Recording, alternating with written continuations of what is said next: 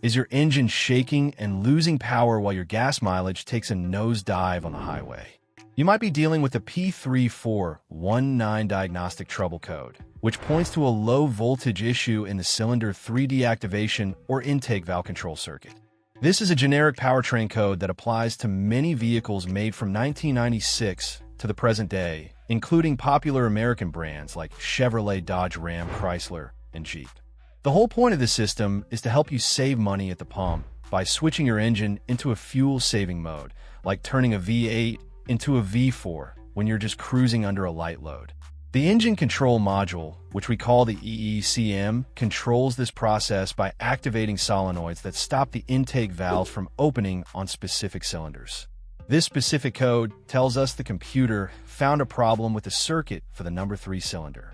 When the voltage or resistance in this circuit drops below a certain level, the computer triggers the check engine light and might even shut off the fuel to that cylinder to protect the engine, which causes a very rough misfire.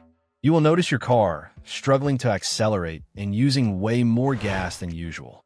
Common causes include a failing deactivation, solenoid, low engine oil levels, or even just dirty oil that cannot provide enough pressure to move the mechanical parts.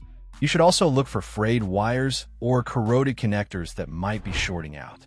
Start by checking your oil dipstick, because if the oil is low or filthy, the system simply will not work. If the oil is fine, you need to inspect the wiring harness for any signs of rubbing or heat damage. More advanced steps involve using a digital multimeter to check for 0 ohms of resistance and proper power signals. If you are experiencing a constant misfire, you should see a mechanic immediately, because driving with a dead cylinder can cause permanent damage to your internal engine components.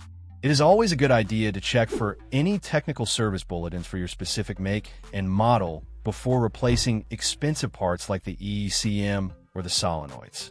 Keep your engine oil clean and your connections tight to avoid this headache on the road.